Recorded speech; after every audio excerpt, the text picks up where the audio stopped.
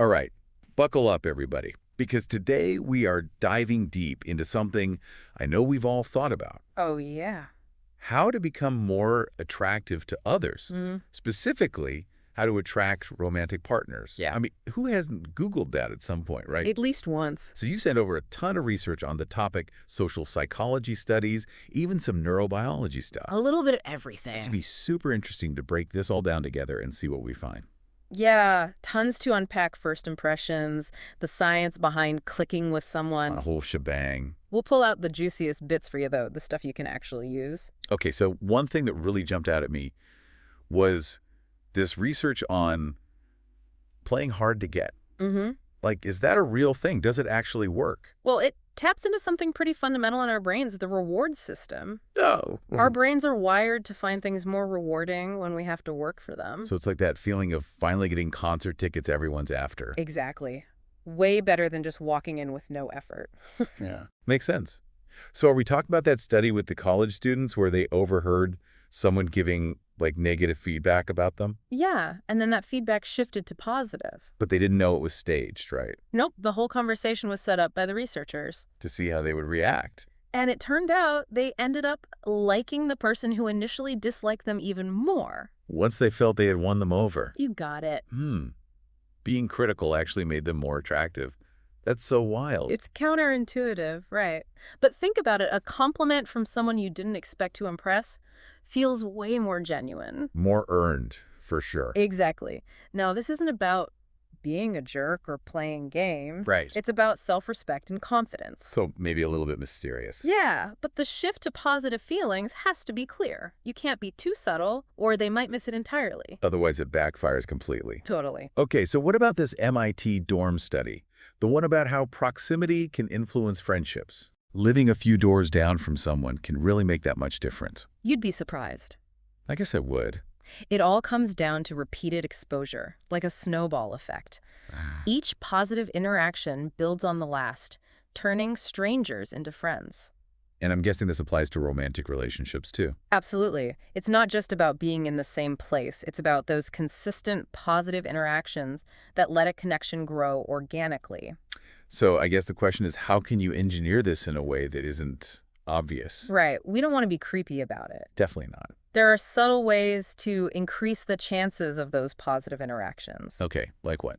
Well, maybe you join a club they're in, Mm-hmm. or tweak your usual routes so you bump into them more often. But it's got to be done ethically, right? Of course, respecting their boundaries. Big emphasis on don't be creepy. That's the key. We're not talking about stalking.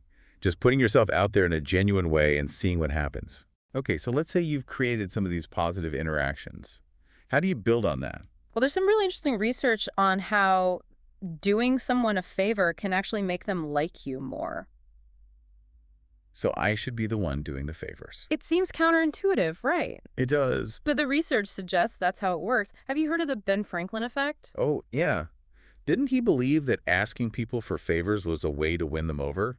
That was his strategy. It sounds kind of backwards, though. It does, but think about it this way. When someone does something nice for us, it kind of shifts their perception of us. Like they're unconsciously validating their positive feelings toward you. Exactly. They think, well, I must like this person if I'm willing to go out of my way for them. So what kind of favors are we talking about here? Should I ask my crush to help me with my taxes? Huh. Well, maybe not that extreme.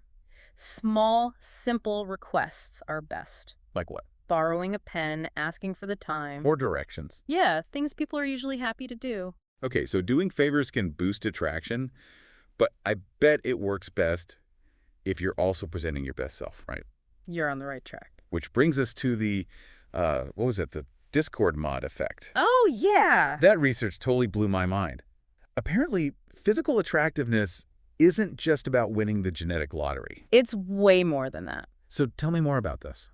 Well, in one study, researchers had college students rate photos of people they found attractive. Turns out things like posture, grooming, clothing, even attitude had a bigger impact than purely genetic features. But like how they were holding themselves, how they were dressed. Exactly. Those things signal confidence, self-respect. And those are all things we pick up on, even subconsciously. It makes sense from an evolutionary standpoint, too. These cues signal health, Vitality. Like, hey, I can take care of myself. Exactly. And those are attractive qualities in a potential partner. So even if you weren't blessed with perfect features, you can still enhance your attractiveness. Absolutely. There's a lot you can control. It's like leveling up your character in a video game. I love that analogy. Focus on the things you can control, your posture, grooming, attitude. You can project confidence and attractiveness regardless of your starting point. Well said. Okay. So we've covered psychology, a little Ben Franklin wisdom, but now let's get down to the nitty-gritty. What's the deal with pheromones, and why is that first kiss so important? Now we're getting to the really good stuff. It turns out our sense of smell is way more powerful than we think. Oh, yeah. We're constantly sending and receiving chemical signals called pheromones. Okay. These signals carry information about our genetics, our immune system, So basically, we're walking around broadcasting information about ourselves through scent. and picking up on signals from others, all without even realizing it. That's wild. But what about that first kiss? It seems so simple, but I'm guessing there's more to it than meets the eye. More than meets the nose, you could say. I see what you did there. That first kiss is actually a complex exchange of tactile and chemical cues. We're literally getting a taste of our potential partner's compatibility.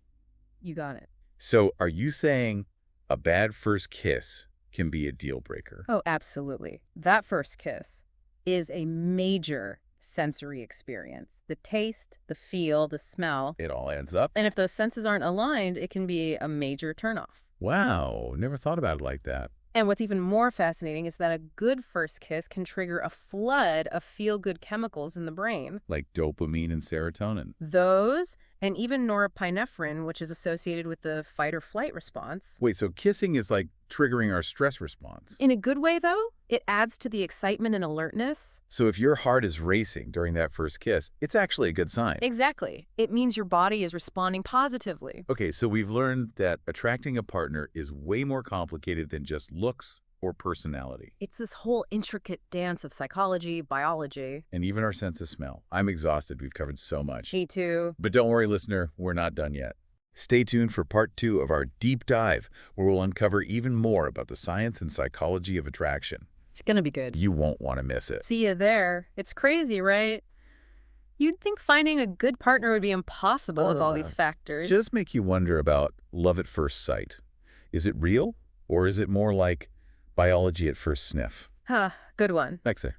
It's a great question, though, and it leads to two key things about long-term attraction. Okay. And both involve our sense of smell, big time.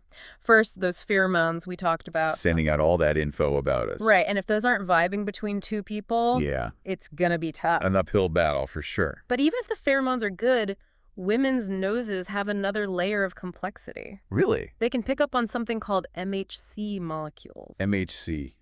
Remind me what those are again. Basically, genetic fingerprints that tell us about someone's immune system. Oh, right.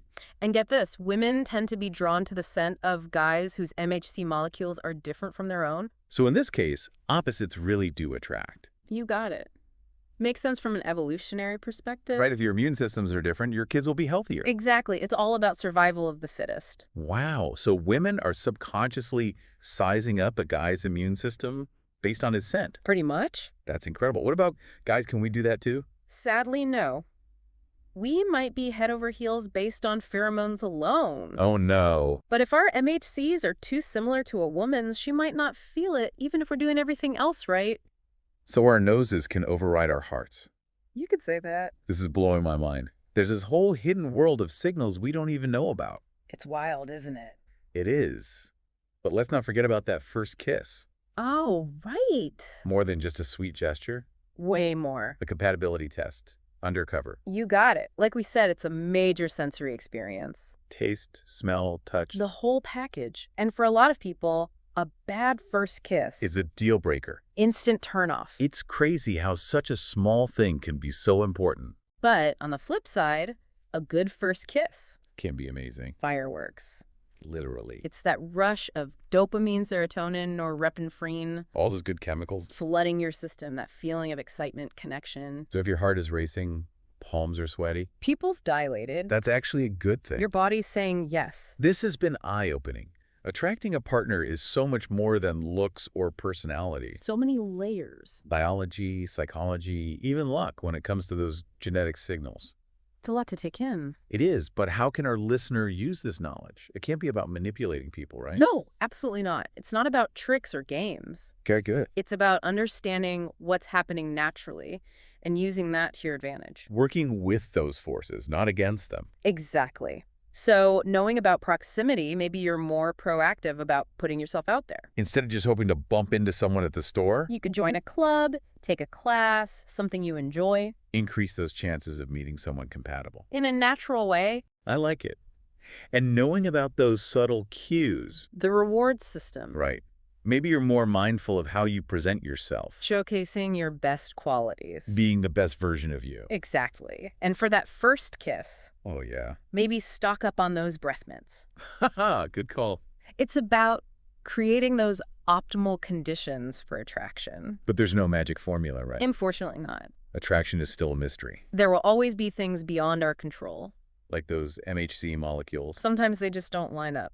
no matter what we do. True, but even knowing all this, there's something powerful about understanding the science. It takes away some of the mystery. And that can make dating less frustrating. More of an adventure. Exactly. You're not just stumbling around in the dark anymore. You have a map, or at least a flashlight. I like that. We've given our listener a lot to think about today, A lot to digest. but this is just the start. There's a ton more to learn about attraction. So much research out there. So keep learning, stay curious, and most importantly, Be yourself. because ultimately, that's what matters most. Well said. And with that, Let's recap everything we've learned and then give our listener some final thoughts to ponder. sounds good to me. Now, our listener, we've covered so much in this deep dive, it's kind of hard to keep track. Yeah, where do we even begin? I guess from the psychology of playing hard to get, but like the right amount of hard to get. Not too much. Right. We talked about how proximity can actually make a difference. And doing favors for the person you're into. That one's a little counterintuitive. Yeah, it is. But then we got into the biology. The pheromones, the MHC molecules. Oh yeah, those MHC molecules. It's crazy how our noses are practically making decisions for us. And that first kiss, More than just a kiss. a full-on chemical compatibility test. You said it. Out of all of that, what stands out to you the most? For me, it's how much happens under the surface, like we're not even aware of it. Yeah, it's wild, right? All these things shaping our attractions. It's like nature has a plan for us. Maybe so. Makes you wonder, knowing all of this, if we should be doing things differently. Like how we approach dating. Yeah. Are there little tweaks we can make to our routine? To increase our chances of finding someone. Someone special. Exactly. It's a great question for our listener, too. What stood out to you? How can you use these insights in your own life? I think the biggest takeaway is that attraction is complicated. Yeah, it's definitely not simple. And it's not about playing games or tricks. Okay, It's about understanding those natural forces at play and working with them. so it's more about empowerment than manipulation. Exactly. But even with all this knowledge, there's no guarantee. Right. Some things we just can't control, Like those MHC molecules, sometimes they just don't match up. no matter what we do. But hey, at least we understand the science behind it now. It makes dating a little less mysterious. A bit more of an adventure. Yeah, I like that. Instead of feeling lost and confused. You have some tools now, some insights to help you navigate. Awesome. Well, we've given our listener a lot to think about today, A lot to digest. but this is just the start of your journey, really. There's so much more to learn about attraction, about relationships. It's a lifelong exploration. So stay curious, keep an open mind, and most importantly, Be yourself. because at the end of the day, that's what really matters. Perfectly said. Thanks for joining us on this deep dive into the science and psychology of attraction. It's been a pleasure. And until next time, happy exploring.